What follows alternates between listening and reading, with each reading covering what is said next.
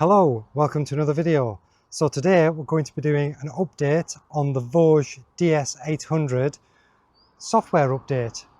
So last time I tried to do this, I ended up with version 3. The bike was delivered to me with version 2 and I tried to upgrade it to the latest version, which I thought was number 4, but that one had been discontinued or removed and it was back to version 3.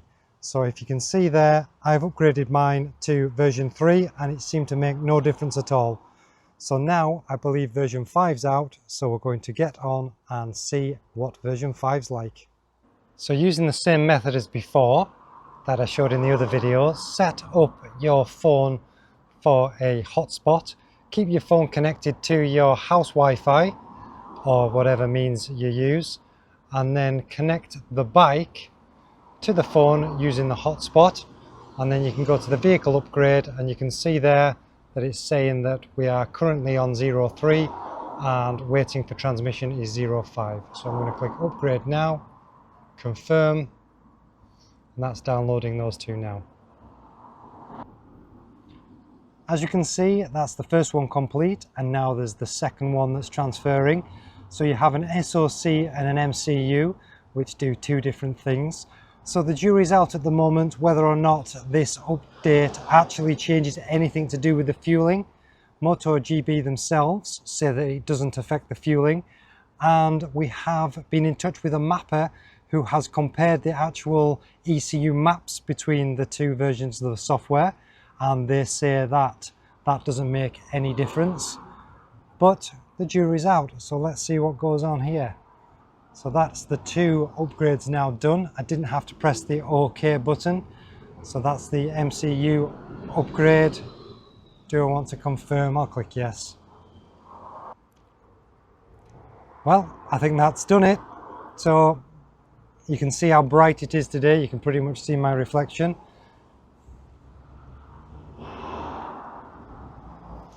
So let's go in here and actually see whether or not it's changed anything in the settings. So we'll go down there to version and we'll see we are now on SoC version 5 and MCU version 5. So now that has reset the time, the miles per hour and the miles per gallon. So we'll go for a ride and we'll actually see if that's made any difference. Hopefully it's fixed the miles per gallon. Well, first thing it did when we got around the corner is stall, so that's not a good start. But we'll see how we get on. We'll give that the benefit of the doubt.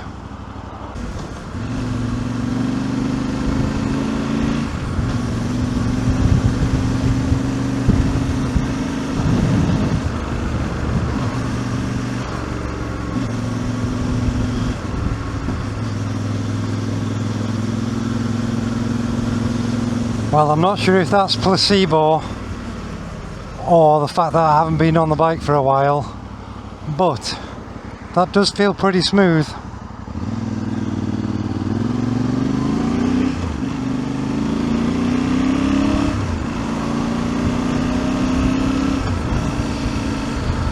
So whenever I've been testing, it's always been this roundabout that got me. I could tell straight away. So down to the second.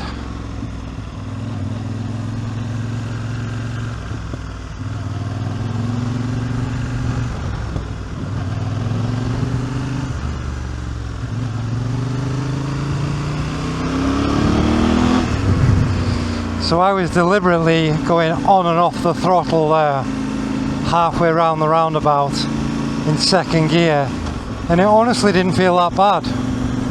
And would you look at that, the miles per gallon is working.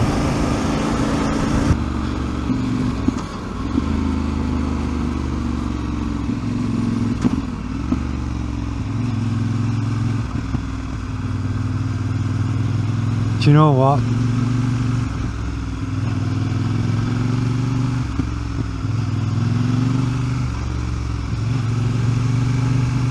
Well, that's not half bad, you know.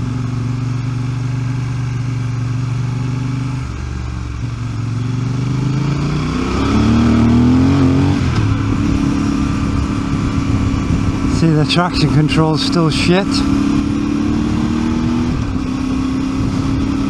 But I hate to say it, I think that has made a difference to the closed and just off closed throttle. No matter what anyone says regarding the software update not being able to affect the ECU, it might not have changed the map, but it must have done something to do with the throttle position sensor, or something to do with how it feels when that throttle is fully closed or just that 1% open. Because I think that if I just got on this bike now after never ridden one ever, I would not think there's ever been a problem with the throttle.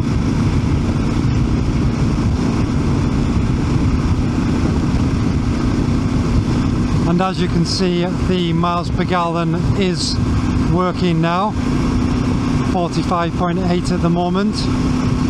Now I average about 55 to 60 on a run, but this is, I've literally just switched it on from cold and just rode out round some streets. Right, I'm going to give you an example of this traction control. So if I'm in second gear here, see how bad that is there. It's still flashing now. It does not allow you to accelerate in a straight line.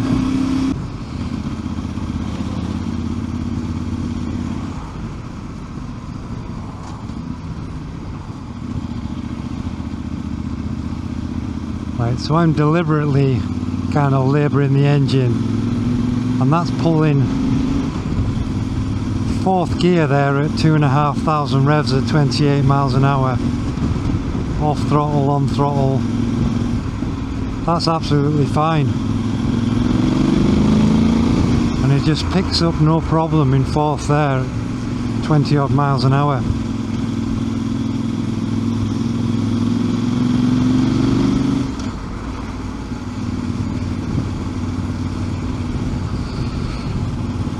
I think it's now allowing you to ride it at much lower revs.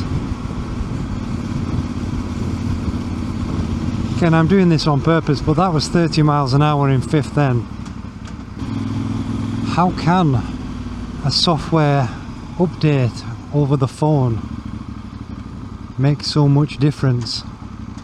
Or is it just a placebo? I can't tell. Have you updated yours? And if so, let me know what you think in the comments. But for now, I'm calling that pretty good.